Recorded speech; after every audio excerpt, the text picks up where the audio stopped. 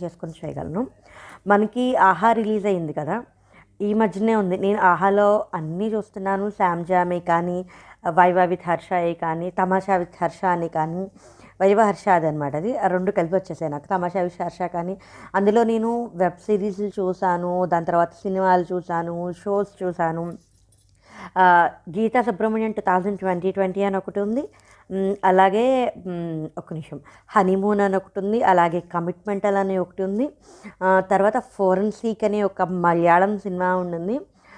అలాగే 'మాయానది' అనే ఒక ఇప్పుడు లేటెస్ట్‌గా ట్రెండింగ్‌లో స్ట్రీమింగ్‌లో ఉంది అదొకటి.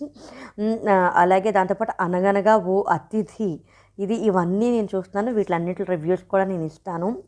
ఈ రివ్యూస్ నేను 4 భాగాలుగా చేస్తున్నాను. అంటే ఒక వారం హాట్‌స్టార్, ఒక వారం అమెజాను, ఒక వారం ఆహా, ఒక వారం వియూ యాప్ కూడా ఉంది.